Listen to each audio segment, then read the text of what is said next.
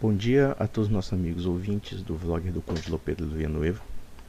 Eu escuto uma certa retórica, principalmente daqueles que são defensores do Estado de Israel, como também de outros setores neoconservadores e mesmo entre evangélicos, a de que a Palestina simplesmente não existe, ou que um povo palestino não tem razão de existir, uma vez que nunca existiu uma historicidade aparente do povo palestino árabe que hoje ocupa a faixa de Gaza e a Cisjordânia, e portanto não se deve reconhecer os direitos políticos dessa população de ter um governo próprio.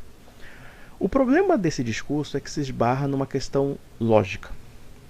Os palestinos que estão na região que hoje compreende Israel, ou mesmo naquelas que dizem respeito ao território que poderia ser o futuro Estado palestino, essas pessoas não são fantasmas, essas pessoas não são almas penadas perdidas na Palestina, mas sim são uma comunidade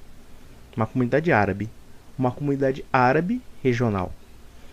E, portanto, é completamente absurdo alguém afirmar que aquilo ali não é um povo. Porque o que se define como povo segundo essa lógica? E observem que, dentro dos acordos da ONU, os mesmos que fundaram o Estado de Israel também reconhecem a territorialidade do Estado palestino. Mesmo que tenha havido outros problemas, como por exemplo o fato dos árabes não terem aceitado a divisão, mesmo que tenha havido inúmeras guerras entre árabes e israelenses, o fato em si é que é absurdo alguém afirmar que os palestinos não são um povo. E alguém poderia objetar dizendo que nunca houve a história de um povo palestino. Mas vejam, a formação de uma nação justamente não precisa ter uma história anterior. Por exemplo, quantas nações não surgem através da história, quantas nações não nascem no decorrer da história, baseado na construção de uma identidade coletiva.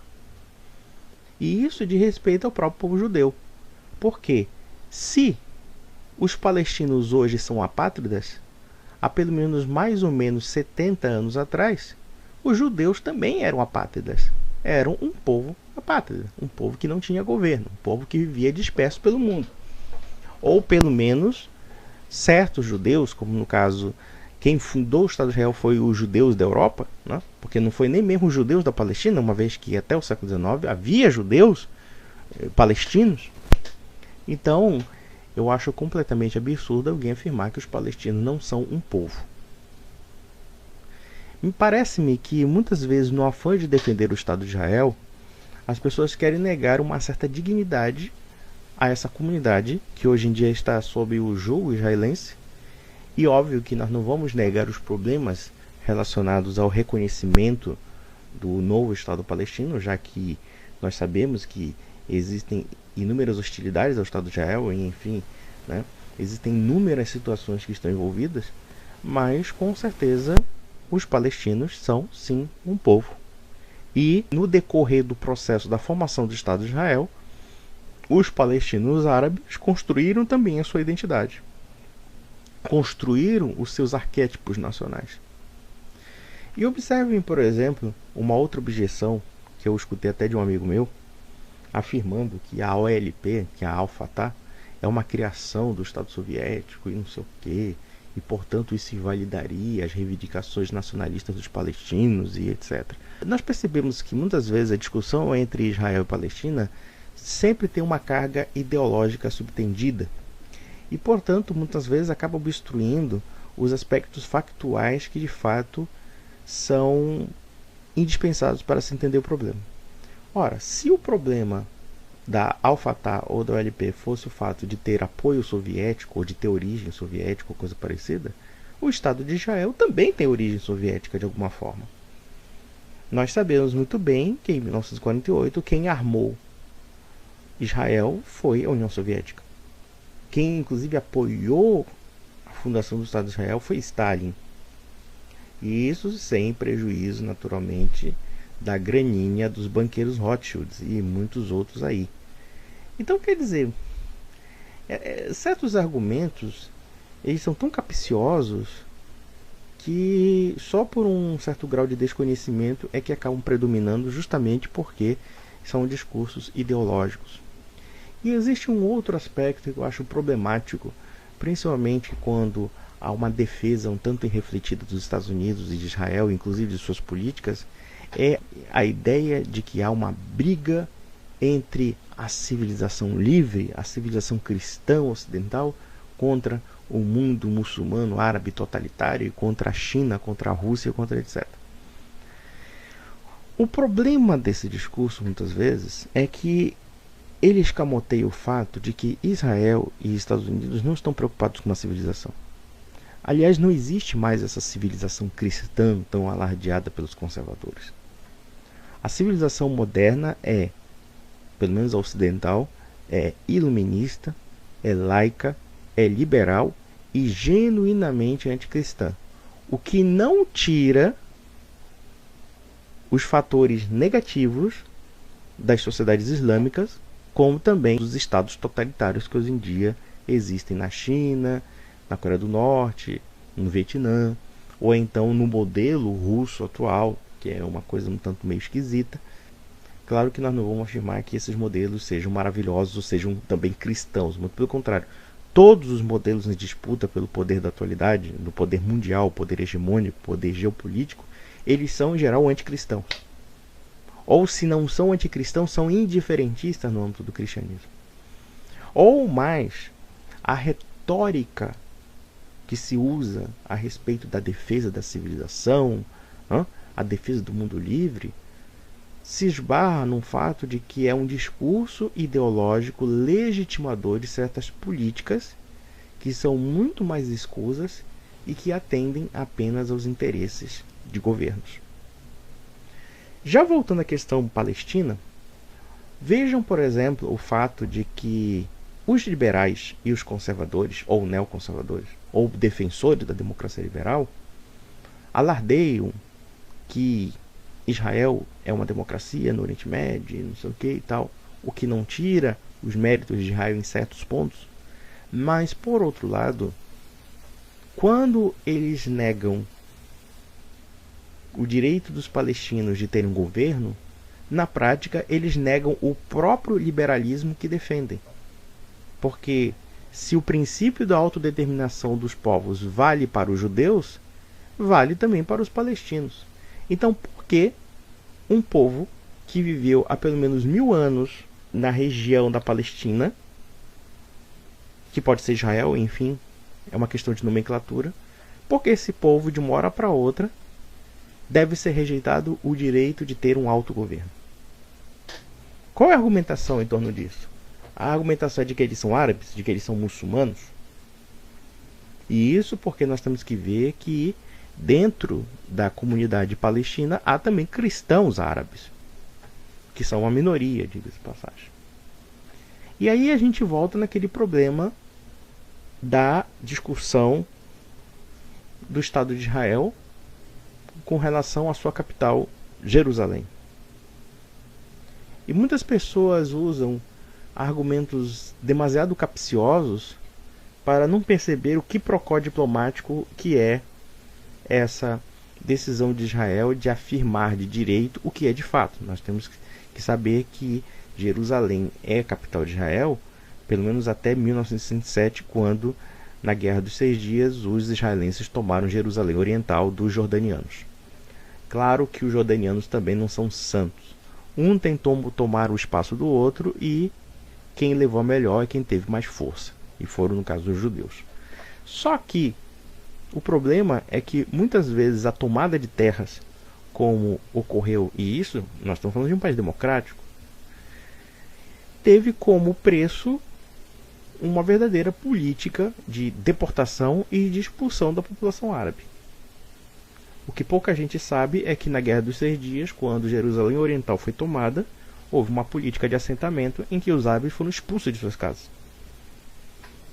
Pense no fato que você está no meio da guerra ali e de repente o vitorioso chega na tua casa e diz assim: cai fora que agora a casa é dos meus, né? Agora isso aqui não é mais o seu espaço, não é mais a sua propriedade. Pode cair fora. Vá virar refugiado. Vai virar, sei lá, apátrida. Então, eu penso que a discussão de Israel-Palestina, na mentalidade de muitos conservadores, com certeza é um discurso completamente alienante. É um discurso que não tem a real dimensão da gravidade do problema. E vou mais além, vou ser mais ousado em dizer, o Brasil não tem que se meter nisso. O Brasil tem que sair disso. Vocês já acompanharam o fato de que eu estava comentando sobre a promessa de Bolsonaro, e para mim uma promessa um tanto estranha, de transferir a embaixada de aqui. Me parece bastante esquisito uma promessa que não diz respeito aos brasileiros, mas sim aos sionistas. A não ser, naturalmente, que ele quisesse agradar a um público evangélico que, convenhamos, é um público completamente ignorante do que acontece em Israel. Nós percebemos que todas as argumentações evangélicas a respeito do Estado judeu dizem respeito a certas teologias milenaristas absurdas que não condizem realmente com a real situação dos israelenses, como também com a real situação dos palestinos. Ou vamos mais além. Querer transformar a Israel moderna, que é laica, que é simplesmente uma imitação de um Estado europeu, de um Estado norte-americano, de um Estado liberal, né, de um Estado secular, e cujas políticas ou cujos projetos culturais que nós combatemos aqui no Brasil, porque eu não entendo essa bancada evangélica que diz combater aborto, que diz combater casamento gay, defender um Estado que já legitimou tudo isso, que é o caso de Israel, e que tem parada gay em Tel Aviv, enfim, né?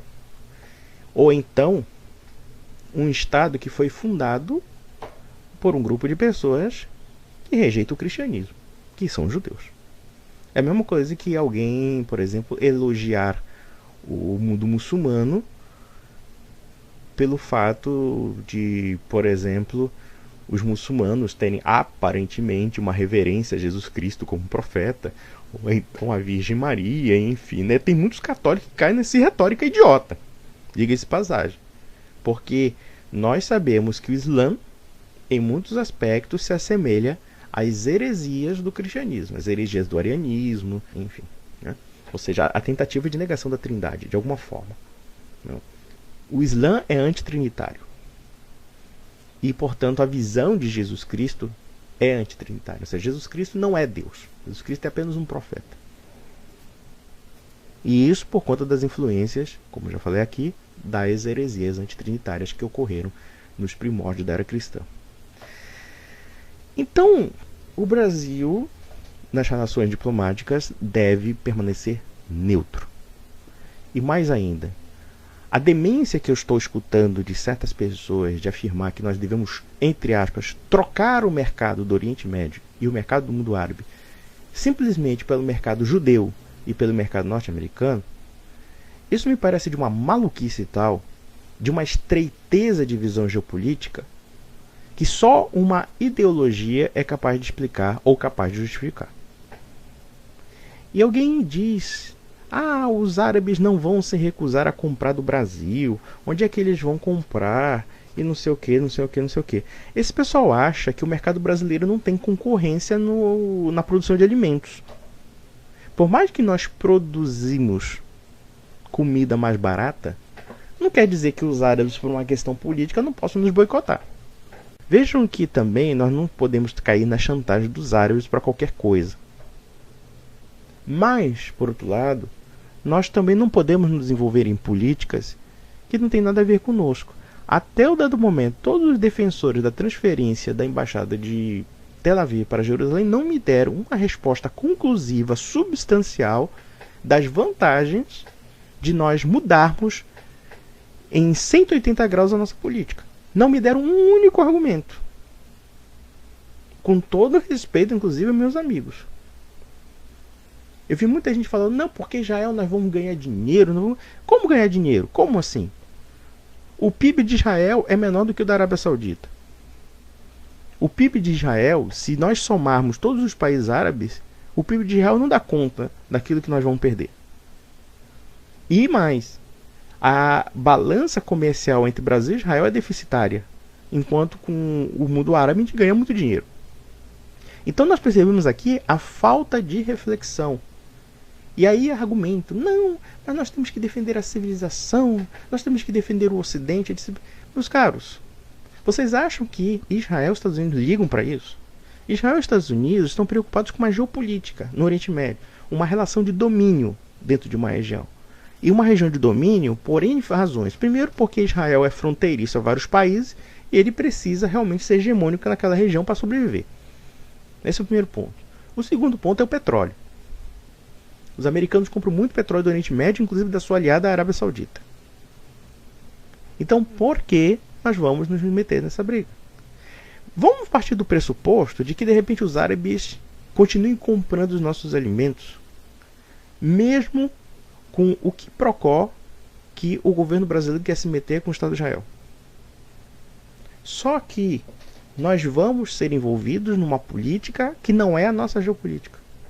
Nós vamos perder prestígio antes de ganhar.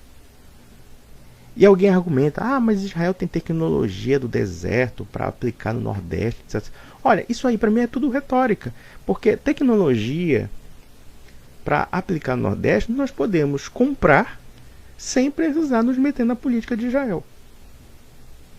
E sem também aderir à retórica, que no meu entender é bastante falsa, de que o povo palestino não é povo. Os palestinos são um povo sim, são milhões de pessoas de língua árabe. São milhões de pessoas que vivem naquele território. Como é que alguém pode dizer que aquilo não é povo? Só porque não tem um Estado? Não tem um Estado porque não foi reconhecido o Estado, principalmente por Israel. Óbvio que também os palestinos têm sua parcela de culpa nisso, mas não se pode negar que existem pessoas ali. Existem pessoas numa situação de conflito, numa situação de desamparo. Então essa história de querer dizer que palestino não é povo, eu disse que mentalidade é essa?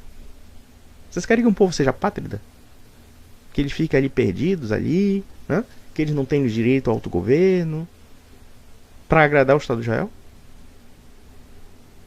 Claro que nós brasileiros não vamos resolver o problema dos árabes e não vamos resolver o problema dos judeus, porque eu penso que o Brasil já tem problemas demais a resolver. Mas, por via das dúvidas, essa retórica de que árabe não é povo, de que palestino não é povo, que a Palestina é uma invenção dos romanos, né? Porque o termo Palestina é aplicado desde a época romana e, portanto, isso não pode ser aplicado aos árabes, é vocês simplesmente afirmarem que os árabes são cidadãos de segunda categoria e que os árabes, de fato, são subpessoas. Por mais que essas pessoas sejam muçulmanas, e eu não morro de amor por muçulmano, acho o Islã uma das maiores tragédias espirituais do mundo, diga-se de passagem, contudo, não se pode negar a dignidade essencial às pessoas, mesmo que elas sejam rivais, mesmo que a gente não simpatize com a fé delas. Então, meus amigos, fico por aqui e até a próxima.